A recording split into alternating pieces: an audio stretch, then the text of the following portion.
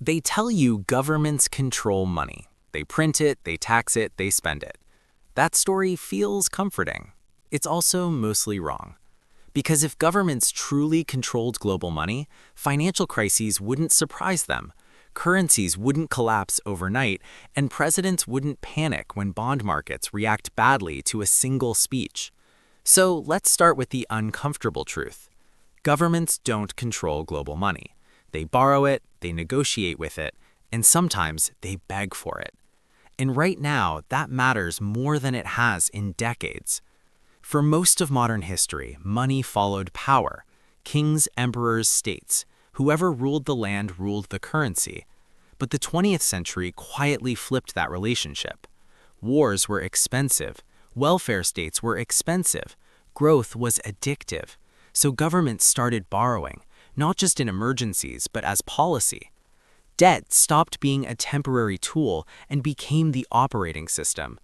And once you rely on debt, control changes hands. Here's the basic mechanism stripped of jargon. When a government needs money, it doesn't usually print it directly. It issues bonds, IOUs, promises to pay later. Those bonds are bought by banks, pension funds, insurance companies, hedge funds, and central banks, some domestic, many foreign. At that moment, the government stops being the boss and becomes the customer, because now it has to keep those buyers happy. Interest rates matter. Inflation expectations matter. Confidence matters. Lose any of those and borrowing becomes expensive fast. This is where the illusion breaks. Governments can announce budgets. Markets decide whether they're believable.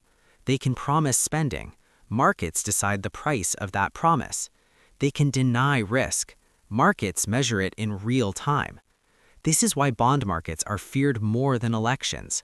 A voter reacts every few years. A market reacts every few seconds. Now zoom out. On top of national bond markets sits something even larger, the global dollar system. Most international trade, debt, and reserves run through one currency, the US dollar. Not because everyone loves America, but because the system locked itself that way after World War II. Oil is priced in dollars, shipping contracts are in dollars, emerging markets borrow in dollars. So even countries that hate US policy still depend on US liquidity. This creates a strange hierarchy. The US can run deficits that would crush other nations. Japan can carry debt larger than its economy. Argentina cannot sneeze without its currency collapsing. Same world, same math, very different rules. Why? Because global money doesn't reward responsibility. It rewards credibility. And credibility is inherited, not earned. Now, here's the part no one likes saying out loud. Central banks don't fully control this either. Yes, they set rates. Yes, they manage liquidity. Yes, they act as lenders of last resort. But they don't decide where money ultimately flows. They react to markets more than they command them. When inflation rises, central banks hike rates, often late. When bubbles formed, they deny them until they burst.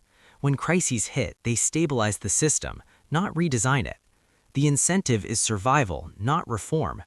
And this leads to the hidden mechanism underneath everything: leverage. The modern financial system is built on borrowed money stacked on borrowed money. Banks lend what they don't fully have. Funds speculate with capital they don't fully own. Governments promise future productivity they can't guarantee. As long as growth continues, the system looks stable. When growth slows, the math gets loud. And the math doesn't care about speeches. Publicly, we're told governments respond to crises. Privately, markets force the response. Austerity isn't a moral choice, it's a financing condition. Bailouts aren't generosity, they're system maintenance. And inflation isn't always a mistake. Sometimes it's the least painful way to reduce debt without admitting failure. This is the quiet absurdity of modern money. The people with the most influence are often invisible.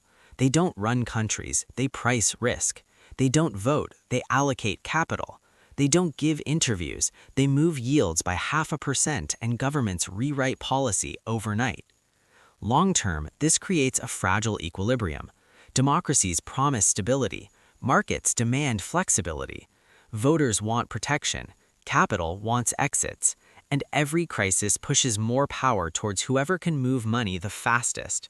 So when someone says the government controls money, ask a simpler question. Who panics first when confidence disappears? Because whoever answers that question doesn't just influence the system, they quietly run it. And the real risk isn't that governments have lost control, it's that no one fully has it anymore.